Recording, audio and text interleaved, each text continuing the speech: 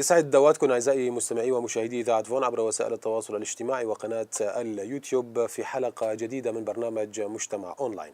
تحياتي لكم جاندي خالدي واطيب التحيات من فريق البرنامج والتصوير. حلقه جديده من برنامج مجتمع اونلاين.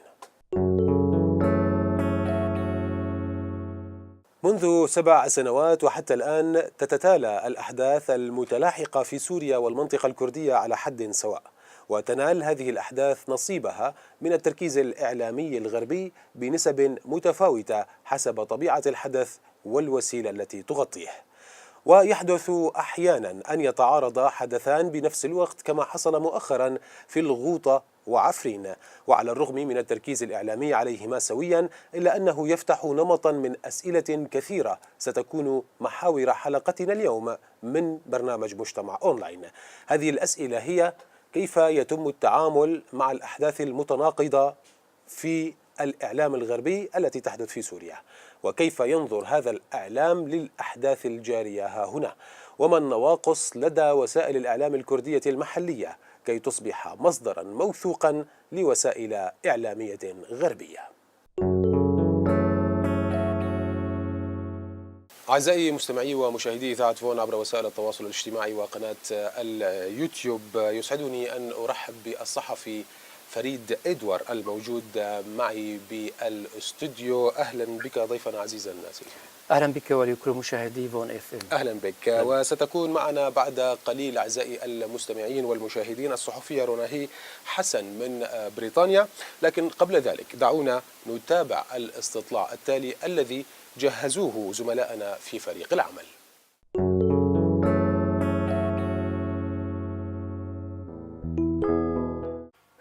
كيف ترى تركيز الوسائل الإعلام الغربية على الأحداث في المنطقة الكردية؟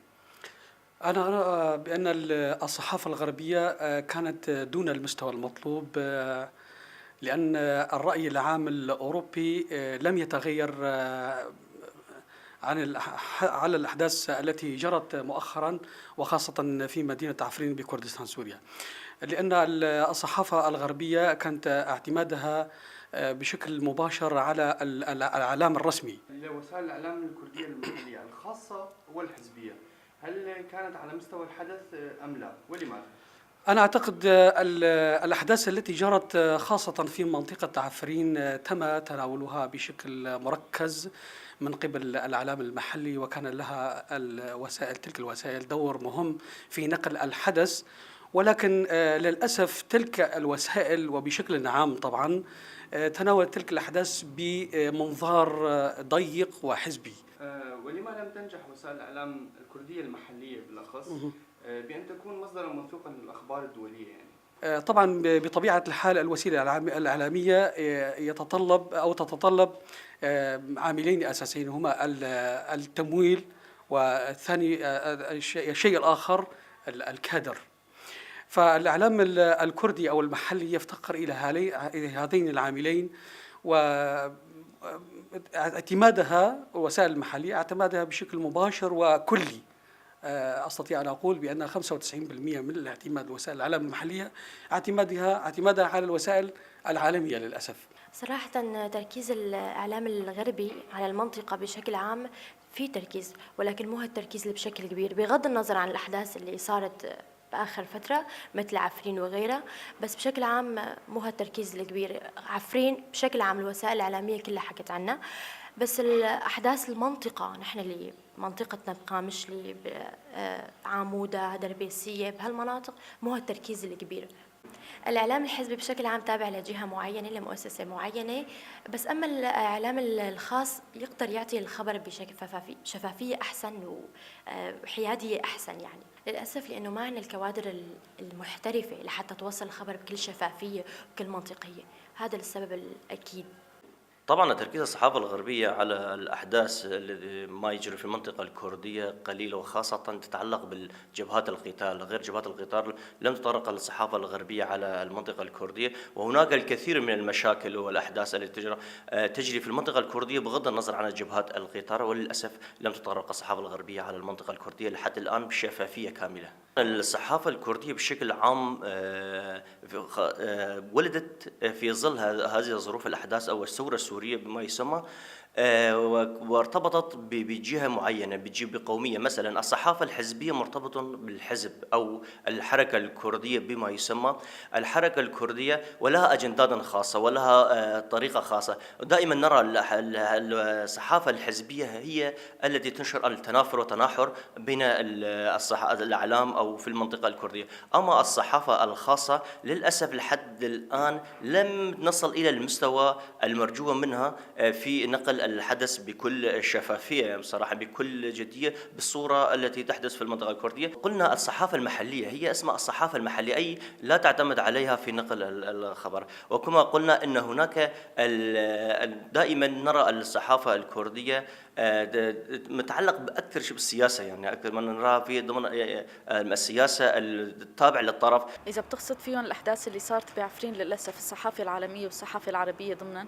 أكيد كلنا بنعرف إنه الصحافة العربية يمكن بتشتغل لصالح الثورة السورية أكثر، والصحافة السورية للأسف أساسا بتعتبر احتلال عفرين هو تحرير لها. أما الصحافة الغربية للأسف ما كان فيها التركيز المطلوب. يمكن بعض الوسائل حاولت أو كانت نوعا ما عم بتحاول إنه تغطي الأحداث، ولكن مو بالشكل المطلوب. كل الوسائل الكردية تحدثت عن الموضوع. إذا بدنا نحكي عن الوسائل المحلية الموجودة، أنا ما بتوقع أنه حكت عن الموضوع بالشكل المطلوب، ما كان لها تأثير فعلي، بالأخص الراديوهات المحلية اللي كانت عم بتركز على البرامج الترفيهية أكثر. الإعلام الحزبي الكردي كلنا بنعرفه للأسف هو بيشتغل لمصلحة حزبه، ولهذا السبب بيكونوا إعلام ضعيف.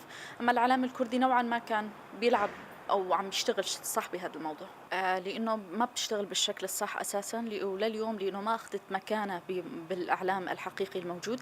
مثل ما أنت ذكرت بالسؤال اللي قبل، هو إعلام حزبي أكثر ما يكونوا إعلام حقيقي. يمكن لهيك بتركز على الموضوع اللي بيهمها من الزاوية اللي الحزب بيهمه، لهيك ما بتكون مصدر حقيقي للفعل، ما في الشخص يعتمد عليه لياخذ منه المعلومات الحقيقية.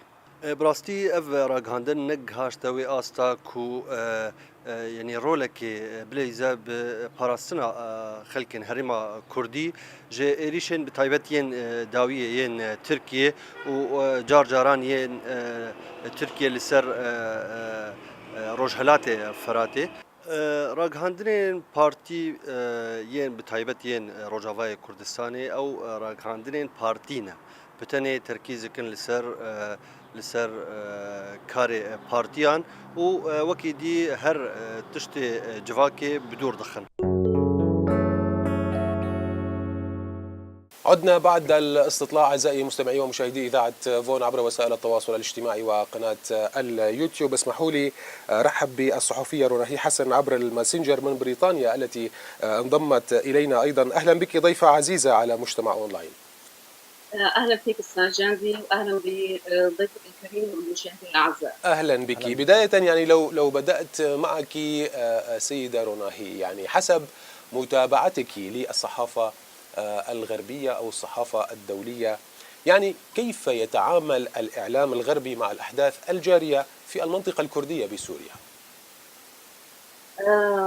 بصراحة يعني فينا نقول إنه تعاطي الإعلام الغربي وخصوصا الإعلام البريطاني مع أحداث اللي صارت وبتصير في المناطق الكردية يعني في على مدى زمني في اختلاف. يعني لو تابعنا انه احداث مثلا كوباني، لو نرجع لاحداث كوباني كان في تغطيه وتفاعل كثير منيح، يعني كان حتى في نوع من التعاطف على مستوى الاعلام البريطاني وحتى الغربي بشكل عام. طبعا هي كمان لها اسبابها، يعني واحدة من الأسباب الرئيسية إنه كان وقتها في هدف مشترك بين الحملة العسكرية اللي قامت بها مثل بريطانيا وأمريكا ومع قوات التحالف الدولية الأخرى، كان في قاسم مشترك بينه وبين القوات الكردية. نعم. فهذا الشيء دعم موقف يعني التغطية الإعلامية على مناطقنا الكردية. بس هلا حاليا في احداث عفرين للاسف اللي نشوفه هو في يعني في سناتي الى احداث عفرين. يعني لو سمحتي لي سيدة روناهي، ولكن قبل ذلك يعني بشكل عام أو بجملة واحدة، يعني كيف يتعامل الإعلام الغربي مع المنطقة الكردية؟ كيف ينظر إلى التجربة الكردية، تجربة الإدارة الذاتية إن صح التعبير، التي بدأت منذ عام 2014؟ يعني أنت هناك وتتابعين الصحافة، وأيضا لديك زملاء، وأنت خريجة جامعة بريطانية، يعني فكيف ينظرون إلى الوضع في روجافا بشكل خاص؟ بيصح موضوع انه كيف عم يطلعوا على يعني روجافا كردستان. هون في يعني كذا نقطة لازم أولا يعني بداية، يعني يمكن حتى قبل الأحداث وقبل الإدارة الذاتية وكذا، يعني ما كان في حتى تغطية بالأساس. نعم. يعني كان في انقطاع شبه تام، ما كان في تغطية، يعني ما كان في شيء بجدولة الإعلام البريطاني إنه في شعب كردي مهم نعرف شو بيصير معهم في المنطقة، فما كان يعني وارد في يعني أدبيات الإعلام الغربي هناك. يعني لو سمحتي لي راح انتقل للأستاذ فريد. يعني أستاذ فريد، هل توجه الإعلام الغربي وهو جزء يعني من الإعلام العربي وهو جزء من الإعلام الغربي نحو المنطقة الكردية، هل هذا التوجه له حجم يناسب الأحداث على الأرض برأيك حسب متابعتك لهذه الصحافة أو لهذا الإعلام؟ طبعا بطبيعة الحال هو عندما يكون هناك حدث في أي منطقة، دور الإعلام هو نقل الحدث كما يجري، لكن ضمن أجندات الوسائل الإعلام التي تمولها الجهات أو الدول أو حتى مؤسسات والشركات خاصة إلى ما هنالك. نعم. الإعلام العربي بطبيعة الحال دعنا لا نسمي المؤسسات الإعلامية العربية حتى السورية الثورية طبعا. نعم. ربما تناولوا الحدث أو غطوا تغطيات إعلامية وفق أجنداتهم. يعني بطبيعة الحال الإعلام العربي الموجود في سوريا لو خصصناها ضمن دائرة السورية، الإعلام السوري العربي الثوري، نعم. الذي يناصر المعارضة السورية، لم يعطي المنطقة حقها، المنطقة الكردية أقصد، بدليل المسميات التي موجودة في المنطقة لم يتعاملوا معها، مثل الإدارة الذاتية ومصطلح روجافا لم يتعامل معها حتى قبل الأحداث. رفض هذه المصطلحات هي مرفوضة من أساسا، يعني هي مرفوضة عندما تم إطلاق هذه المصطلحات، لكن بعد الأحداث الدامية الأخيرة كان هناك تناول بشكل مغاير تماما لما كان في وقت السلم. كما تحدثت الزميلة روناهي، لم يكن هناك تناول بمثله في أحداث كوباني. يعني كانت المعادلة مختلفة لما هو الآن موجود في هذه المنطقة، منطقة عفرين وأحداث الأخيرة. لكن الإعلام الخليجي، الإعلام العربي بشكل عام، الإعلام الخليجي دائما لم يحذو حذو الإعلام السوري، بل أضاف إليها إضافات مثل توصيفات المقاتلين الأكراد بمسلحين إرهابيين، وبأنهم كانوا هناك ترهيب لأبناء المناطق الكردية. نعم. كما حدث مؤخرا. هذا أدى إلى ظهور إعلام معاكس أو ضد، أثر في وجود خلافات، حتى يعني ساهم بشكل أو بآخر بخلق نزاعات كردية عربية في المنطقة. لولا بعض العقلاء، أو دعنا نسميه العقلاء أو أصحاب الرأي أو الشخصيات هنا في المنطقة، لم تصل إلى تلك الدرجة. نعم. تحدثت عن الإعلام الثوري، ركزت في كلامك على موضوع الإعلام الثوري. هل لا زال هناك إعلام ثوري؟ يعني خلينا نسمي المسميات معلش. يعني العربية والجزيرة هل يعتبران إعلاما ثوريا حاليا؟ يعني لو نسميها ثورة، ربما أنا بوجهة نظري لم تعد هناك شيء اسمه ثورة بالنسبة للثورة السورية، أو أنا أسميه هو النزاع، أو نسميه أزمة سورية يعني تجاوزت تلك، لم يعد هناك شيء اسمه ثورة. بداية كانت ثورة صحيحة لمدة 3 أو 4 شهور، فيما بعد تم دخول مصالح دول كبرى وأجندات. في موضوع الإعلام الخليجي كما قلت قبل قليل، موضوع الجزيرة والعربية. الإعلام الخليجي بشكل عام حتى التي تدعي الاستقلالية، بطبيعة الحال عندما يكون هناك حدث ما، يكون وراء هذا الحدث دول كبرى. حاليا من يتحكم في الإعلام هنا، الإعلام العربي يتحكم فيه دول خليجية، هي قطر والسعودية ودولة الإمارات هذه الدول تتحكم في الإعلام العربي الموجود حاليا، يعتبر نفسه إعلاما دوليا بما أنه هناك قنوات نفس ناطقة بلغات أخرى كالفرنسية والإنجليزية. بطبيعة الحال ستقول كلمة الجهة المعارضة للمشروع الكردي. يعني أنت تفضلت سألتني بموضوع كيف تناول الإعلام الخليجي هذا الموضوع، لم يتناول بحيادية ولا باستقلالية أبدا، بدليل الخليجي والعربي بشكل عام بشكل عام. ما هو الإعلام الخليجي هو الذي يمثل الإعلام العربي بشكل عام. يعني نعم، هو الذي يرأس ما تبقى من الإعلام اللبناني والبحريني. هذه تحصيل حاصل هي. نعم. لكن هي تتزعم الإعلام العربي. نعم. لو تحدثنا عن الصحافة البريطانية، يعني أستاذة روناهي على وجه التحديد، هل خلق الموضوع السوري أو الكردي السوري نوعا يعني من الضغط على السياسة البريطانية بشكل عام؟ ضعينا في واقع هذا الأمر. ما جرى يعني أثناء سألتني ب 2014 ومن تولي الإدارة الذاتية. نعم. الأحداث والحرب ضد داعش، كان في مثل ما قلت يعني تغطية يمكن حتى ما كانت يمكن مباشرة جدا من الصحافة البريطانية كما كانت تغطي بعض المناطق الأخرى الأجزاء العربية من سوريا. فكنا نشوف مثلا مراسلين الBBC والقنوات الأخرى كنا نشوفهم على أرض الواقع هيك، يعني كنا نشوفهم بالمنطقة، بس في مناطقنا الكردية كان من الصعب جدا إنه نشوف أي صحفي بريطاني مثلا من هالقنوات المعروفة هون عندنا في بريطانيا. بس كان أكثر شيء من الصحفيين الأوروبيين المستقلين، يعني كانوا يروحوا هناك يعملوا تقارير ويبعثوها. هل بسبب الحرب، عفوا لو سمحتي لي، هل بسبب الحرب يعني هل كان هناك خوف على هؤلاء المراسلين يعني لعدم تواجدهم في المنطقة؟ هي أحد الأسباب. يعني هون عندنا القوانين البريطانية الصارمة بشكل، خاصة بخصوص السلامة والأمن كثير بيركزوا عليها. نعم. فبتعرف يعني يضل يعني مناطق النظام كانت يعني مناطق حكومة، يعني لما كان في حكومة كانت مساحات ترافق الصحفي. نعم. بس في مناطقنا لسه ما كان في مثل ما تقول يعني نوع من الانفتاح على الطرف الكردي. فكانت التغطية ما كانت انه يعني بقدر هي ما كانت حرب ضد الارهاب، ما كنت تشعر انه في شيء بيلمس القضية الكردية. يعني هذا الشيء كثير كان واضح بالاعلام البريطاني. نعم.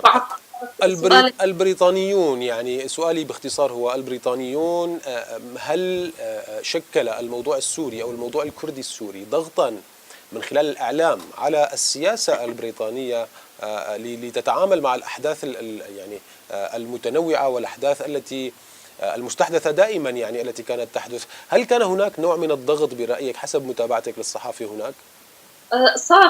صار في نوع من التعاطف، خاصة من الأطراف اليسارية والليبراليين. يعني كان في تعاطف واضح، خاصة إنه هون عندنا الطرف الكردي اللي دائما كان يمثل حقوق المرأة، يمثل التعايش السلمي. يعني هي الشغلات مثل ما تقول يعني هي تدغدغ عواطف الأوروبيين. يعني كان في تعاطف كمدخل لسؤالي للأستاذ فريد، حابب أسألك كمان، يعني هو تحدث عن موضوع الحكومات التي تتحكم بالإعلام. هل هذا الموضوع بالذات هل نسبته أكبر في بريطانيا أم أنه لا يشكل أي شيء؟ يعني برجع بقول نفس الشيء، إنه كتأثير الأحداث اللي جرت بالمنطقة الكردية على الدور الحكومي هون في بريطانيا، صراحة في جوا الأروقة السياسية يعني كان في شيء بسيط من التعاطف، بس تعاطف مش من الدرجة العالية جدا في الحكومة البريطانية. لا، أنا قصدي السؤال بشكل معكوس، يعني هل الحكومة البريطانية كانت تتحكم ولا زالت بالإعلام؟ اوكي، برجع بس مشان تفضل. لانه هالنقطه كثير تفضلي. مرتبط باللي انا جاي احكي فيه. تفضلي. انه يعني شفنا انه مثلا النواب كان في تعاطف مع القضيه الكرديه، بس اذا رجعنا على دور الحكومه، يعني انا بقول انه في شيء اسمه مستحيل انك تشوف اعلام حتى مستقل، حتى لو كانت بريطانيا اللي معروفه بام الديمقراطيات. نعم. يعني طبعا هون كل عندنا كل قناه الا السياسه الخاصه فيها، بس يرجعوا بالاخير تحس انه في نوعا ما توافق بين سياسه الدوله وبين ما نشوف على الشاشه، السياسة يعني الإعلامية الموجودة فيها. كان يعني نعم في، نعم.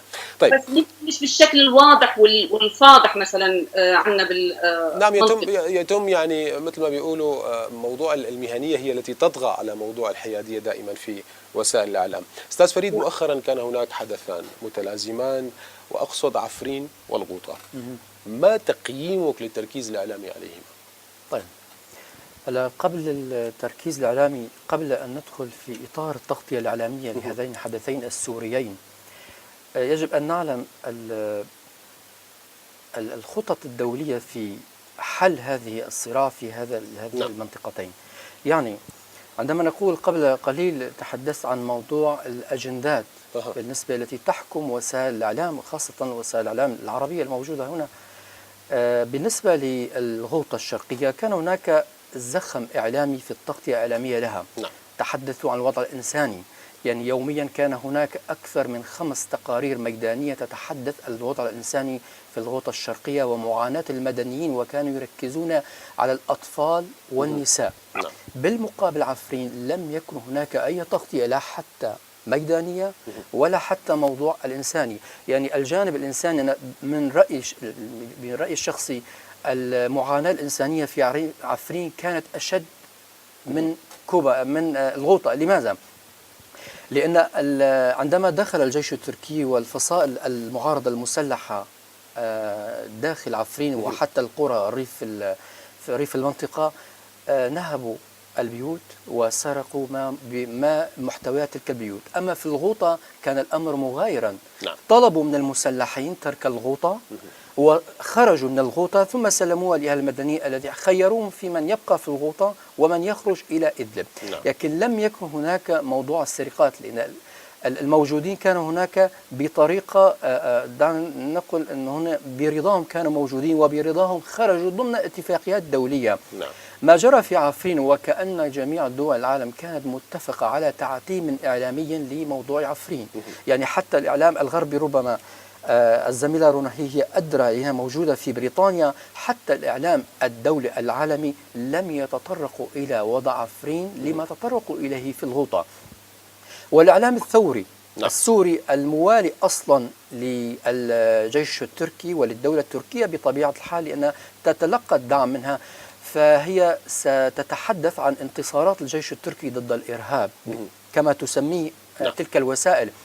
كان هناك الكيل بعدة مكيالات وليس بمكيالين، لأن الكرد وجدوا نفسهم هم وحيدين في هذه المعركة، إن كانت معركة إعلامية أو معركة بالسلاح. هناك مثل يقول الأستاذ جندي، لو أعطتني بعض المجال بعض الوقت، مشكلة الإعلام موجود هنا إن كان في الوسط الكردي أو حتى العالمي. أردوغان عندما قرر غزو منطقة الكردية في عفرين خصص أو جيش الإعلام العربي والغربي كله عن تركي في خدمة هذا الغزو، وكأنه يحارب دولة كبرى قوامها مئات الآلاف من الجنود. خصص عليها 20,000 جندي لغزو عفرين. بالمقابل الوسائل الإعلام الموجودة العربية تتزعمها قبل قليل لدول الخليج كانوا يتحالفون بما موجود من المسلحين المعارضة السورية وبما فيهم الجيش التركي. حتى معظم التقارير التي خرجت من تلك وسائل، كانت الجزيرة أو العربية أو حتى سكاي نيوز، كانوا يسمون أنها حرب ضد الإرهاب. هناك مقولة دائما تعجبني في هذا الموضوع، أن اندلعت حرب أو خط حرب ضد خصم ما، لو لديك 10 دولارات خصص دولارا واحدا لشراء السلاح و $9 $9 لخدمة الإعلام. للتجيش. أردوغان أو الدولة التركية عملت بهذه النصيحة أو هذه المقولة، جيشت الإعلام ضد الكرد، وللأسف حتى الكرد لا يدركون حتى الآن لعبة الإعلام. نعم. لذلك هزمت. سنأتي إلى موضوع وسائل الإعلام المحلية الكردية، ولكن قبل هذا يعني واضح عدم رضائك على الأداء الإعلامي أو التركيز الإعلامي على موضوع عفرين بالذات يعني، وفرقت ما بين أحداث عفرين والغوطة، ولكن ما رأيك بالرأي الذي يقول أن كان هناك تركيز إعلامي ولكن كانت المؤامرة الدولية أكبر من موضوع الإعلام؟ يعني كان هناك تركيز على موضوع يعني مثلا موضوع السرقات، تم نشر صور لسرقات أهالي عفرين ولمدنيي عفرين ولبيوت أهالي المدنيين في عفرين، تم نشر هذه الصور عبر الصحافة العالمية يعني. نعم. فهل يعني هل موضوع التركيز كان قليلا أم أنه كان جيدا ولكن المؤامرة كانت أكبر؟ أنا يعني هنا يوم تعارض رأيي معارض لرأيك، لم يركزوا أساسا هذه تلك الصور ربما تم نشرها بالصدفة لولا وجود مراسل وكالة فرانس بريس الموجود في تركيا سرب تلك الصور وتم نشرها. لولا وجود ذلك المراسل لما انتشر. هناك الكثير من الفيديوهات كان ينشرها مسلحو المعارضة أنفسهم على صفحاتهم. نعم. من الصحافة الخليجية تعاملت مع تلك المقاطع؟ لم يتعامل مع نعم. أحد. أي وسيلة، حتى الوسائل الإعلام العالمية لم تتطرق إلى موضوع النهب والسرقات، وحتى وصل إلى درجة التعدي على النساء الموجودين هناك. وليس وعلى الجانب الإنساني أيضا لم يتم التركيز لم يتم التطرق، إلا هناك تطرق في الوجه الميداني، تقدم الجيش التركي وحرر تلك القرى. هذا كان الوضع الميداني بشكل عام. نعم. أستاذ رناهي، هل تعتمد الصحافة البريطانية حسب متابعتك وعملك على وسائل إعلام محلية، هل الصحافة البريطانية تعتمد عليها؟ هل تملك مصادر للمعلومات من الداخل؟ يعني قبل قليل تحدثنا عن موضوع أنه هناك خشية من موضوع الحرب في سوريا وموضوع الأمان الصحفي وإلى ما هنالك. هل تعتمد على مصادر محلية، على وسائل إعلام كردية محلية خاصة أم لا؟ بصراحة حاليا لا. يعني سابقا كمان ما كان في اعتماد على مصدر محدد ومعين من الجانب الكردي في المنطقة. نعم. يعني بغض عن النادر من الفيديوهات اللي كنا نشوف مثلا النشطاء أو بعض مثل ما نقول صحافة المواطن اللي كانوا يبعثوها، فكان كمان هي كان بدها كثير من التدقيق والتمحيص. نعم. صحت على هالفيديوهات، بس بشكل عام صعب كثير يعني من الصحافة البريطانية إنها تعتمد على أي مصدر. لماذا صعب؟ هل العيب في موضوع التواصل أم العيب في الوسائل المحلية الموجودة في المنطقة الكردية بسوريا؟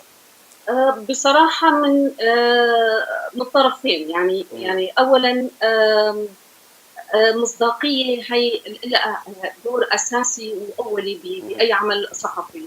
فمشكلة المصداقية هي للأسف تأثرت بشكل سلبي جدا. طبعا بعد بدايات الثورة السورية، وقت لما كان الصحفي المواطن يبعث التقارير من أرض الواقع للمحطات العالمية، كان في تجاوب واضح وبشكل كبير. نعم. بس بعض منا شافوا إنه حتى هؤلاء، طبعا هون كان في مثل ما تقول طرف ثاني بالموضوع، اللي من النشطاء السياسيين هون ببلاد الاغتراب، فكانوا هن صلة الوصل بين المواطن الصحفي بالداخل والقنوات الإعلامية في أوروبا وبريطانيا بالتحديد. نعم. فبعض منا مع مرور الوقت وبعد ما شفنا إنه الثورة انحرفت عن مجراها نهائيا، فصار هون شيء مثل ما تقول عدم مصداقية، خاصة إنه بعد كثير من هدول النشطاء صاروا يعني يعملوا التقرير حسب ما يوافق أجندة المعارضة السورية. نعم. فهذا الشيء كسر مثل ما تقول الجسر المصداقية بين الإعلام الغربي وداخل السوري. نعم. وهذا يؤثر طبعا على موضوع الحقيقة، يعني وإظهار الحقيقة على وجهها الرصين أو على وجهها الحقيقي. سيدة روناهي، أنا بدي بحول السؤال بس للأستاذ فريد، أنه لماذا لا يتم الاعتماد على وسائل الإعلام المحلية الكردية، ولماذا لا تنجح هذه الوسائل في أن تصبح مصدر موثوق يعني للصحافة الخارجية؟ طبعا قبل قليل قلت لك عندما يكون هناك حدث، يعني حدث عفرين، كانت اتفاقيات دولية بغزو تركيا المنطقة الكردية، إن كان اتفاق بين روسيا وأمريكا وحتى تركيا وحتى له أيدي. نعم. الاتفاق حصل وأن يتم تسليم عفرين كان بالقوة أو بالرضا إلى هي من ضمن حصتها دعنا نسميها في سوريا. بما أن الإعلام العربي أو إمبراطورية الإعلام العربي الخليجية هي تدعم تلك القرارات أو تدعم أساسا موضوع محاصصة المنطقة السورية لتركيا أو نعم. لغيرها حتى، فلا يمكن أن تستعين تلك الوسائل بوسائل إعلام كردية. مثلا وكالة هوار الكردية كان هناك تقارير متتالية تخرج من مراسليها في منطقة الحدث، كان هناك مشاهد فيديو، وكان هناك مشاهد قتل جنود أتراك، وهناك كانت مشاهد نعم. لتعديات لممتلكات، لكن الصحافة العربية ولا حتى العالمية لم تستعن بها. سأعود إلى موضوع كوباني يعني لو سمحت لي. نعم باختصار. لأنه لماذا كان يتم التعامل مع موضوع كوباني وكان يتم التعامل مع مشاهد من وكالة هوار وحتى مراسلين أو ناشطين ميدانيين في عفرين لم يكن هناك تعاون مع وسائل الإعلام الكردية يعني بالسبب ذاته. الصحافة الغربية مرة تأخذ من وكالة هوار في أحداث كوباني نعم. ولا تأخذ منها في أحداث عفرين. لماذا؟ للسبب ذاته، لأن موضوع المحاصصة تم، هناك قرارات دولية بأن تغزو تركيا المنطقة الكردية، لذلك ليس من شأني أن تتحدث إلى يعني هل يصح أن تكون هناك وسائل إعلامية يعني تتابع الوضع السوري لمدة أسبوع و10 أيام من غزو التركي لعفرين ولا يوجد هناك خبر أو تقرير أو حتى برنامج عن عفرين، ويكون هناك تغطية يومية بمعدل 3 تقارير من الغوطة الشرقية مقابل لا يوجد تقرير عن عفرين. يعني هي الكيل بعدة مكيال، يعني هي لم تتناول الحدث كما موجود، لأن هي مطلوب منها هذا أن التعتيم الإعلامي موجود إن كان في الغربي أو حتى العربي، لأنها تابعة لدول تدعم بما يحصل على الأرض من غزو التركي للمنطقة الكردية. نعم، يعني هناك الكيل بعدة مكيالات كما ذكرت أستاذ فريد. سيدة روناهي والسيد فريد، طبعا وصلنا لنهاية حلقتنا اليوم. سيدة روناهي، إذا بدك تحكي جملة أخيرة عن الواقع الإعلامي الكردي كيف ترينه بجملة واحدة لو سمحتي باختصار. بجملة واحدة، نحن نطلع صدقا لإعلام كردي مستقل. نعم. هذا بيلزم نحن بشكل عام. نعم. يعني سواء في روجافا أو في غير مناطق من كردستان. نعم. هذا الأسماء. نعم. الصحفية روناهي حسن، كنت معي ضيفة عزيزة من بريطانيا، شكرا جزيلا لك. شكرا لكم، شكرا لصداقتكم. اهلا بك. استاذ فريد، اخر سؤال، موضوع الوسائل الاعلاميه الكرديه، انت تحدثت عن موضوع الامبراطوريات ولكن لم تتحدث عن وسائل الاعلام الكرديه، هل هي خاليه من العيوب ايضا بجمله واحده؟ طبعا هي ساضيف الحديث قبل قليل قلت لك الاعلام الكردي هو في تطور، لكن في تطور بطيء جدا سيتم بقفزات عندما تتجرد من حزبيتها. نعم. الصحفي فريد إدوار، كنت ضيفا عزيزا على برنامج مجتمع أونلاين، شكرا جزيلا. شكرا لك أيضا وللزميلة روناهي حسن. شكرا لك. أعزائي مستمعي ومشاهدي إذاعة فون عبر وسائل التواصل الاجتماعي وقناة اليوتيوب، وصلنا وإياكم لنهاية حلقتنا اليوم من برنامج مجتمع أونلاين. كان معنا صحفيان، أحدهما من بريطانيا وهي السيدة روناهي حسن، وأيضا الأستاذ فريد إدوار الذي كان معنا بالاستوديو من قامشلي. إلى حلقات قادمة من برنامج مجتمع أونلاين، بتمنى ألاقيكم دائما على الخير والمحبة. تحياتي لكم، جاندي خالدي، إلى اللقاء.